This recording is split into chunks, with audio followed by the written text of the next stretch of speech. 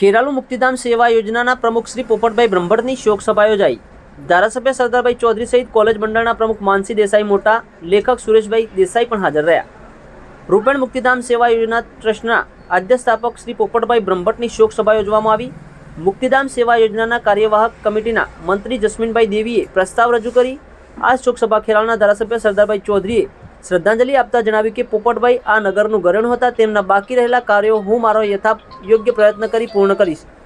સાહિત્યકાર ડૉક્ટર કેશુભાઈ દેસાઈએ પણ પોતાના ગુરુ સંસ્મરણો વાગોળ્યા હતા। ખેરાલુ કોલેજના પૂર્વ પ્રિન્સિપાલ રણછોડભાઈ ચૌધરીએ કોલેજ સાથેની યાદો તાજી કરી શ્રદ્ધાંજલિ અર્પણ કરી હતી। ડૉક્ટર હર્ષદભાઈ વૈદ્યે ભાવાંજલિ આપતા જણાવ્યું કે પોપટભાઈ શિલ્પકાર અને ખેરાલુના સરદાર હતા। આ નગરને ક્યારેય પૂર્ણ ન થઈ શકે તેવી ખોટ પડી છે।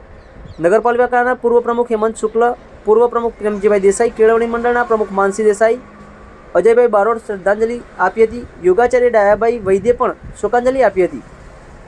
આ નગર માટે કરેલા કાર્યોને બિરદાવ્યા હતા। મુક્તિધામ ટ્રસ્ટીઓ ધર્મેન્દ્રભાઈ બારોટ, ચંદ્રકાંતભાઈ ભાવસાર, નાથુભાઈ સોની શ્રદ્ધાસુર પણ અર્પણ કર્યા હતા। પોપટભાઈના પૌત્રી પ્રિયદર્શિનીએ પણ ભાવુક થઈને શ્રદ્ધાંજલિ આપી હતી। તેમના પુત્ર ભરતભાઈ બારોટ દ્વારા શ્રદ્ધાસુમન અર્પણ કરવા માટે નગરમાંથી પધારેલા નગરજનોનો આભાર વ્યક્ત કર્યો હતો।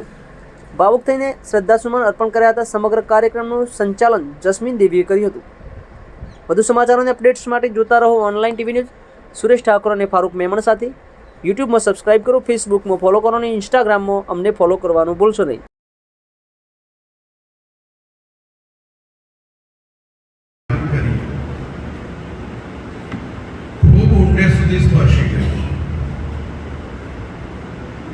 એ પછી પ્રિન્સિપાલ રણછોડભાઈ સાહેબે વાત કરી, જમુટાએ વાત કરી, વિનોભાઈ સાહેબે વાત કરી, આપણા એમએલએ સાહેબે વાત કરી, આપણા પૂર્વ પ્રમુખ એમણે પણ ખૂબ ઊંડાણપૂર્વક આના વિશે વાત કરી। એમની સાથે જેટલા જોડાયા છે બધાએ પોતાની ઉર્મિઓ વ્યક્ત કરી। ત્યારે હું મનમાં શોધતો હતો કે પોપટભાઈ મારે શું થાય। આ પોપટભાઈ સાહેબનું પહેલું કેમ લાગે છે?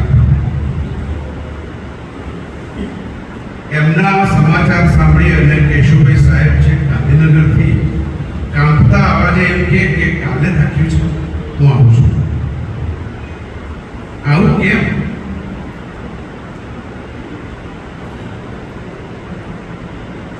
આ ભૂમિમાં એમણે કેવી ખેતી કરી કે આજે બધાની પાપડ ભીંજાય, બધાના મનમાં શ્વાસ ઘૂંટાય, બધાને એમ લાગે કે મારો માણસ જતો રહ્યો તો શું કરે?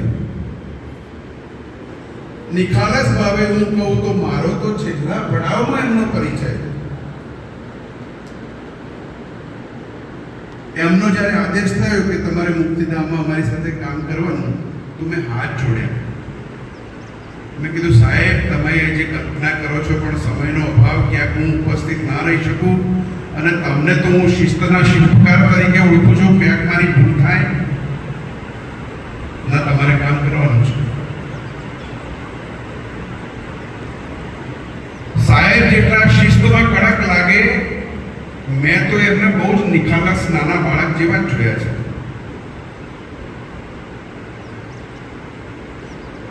એટલી કટિબદ્ધતાથી મોટી વાત કરે અને પછી એટલી સરળતાથી એક વાક્ય કે થઈ જશે।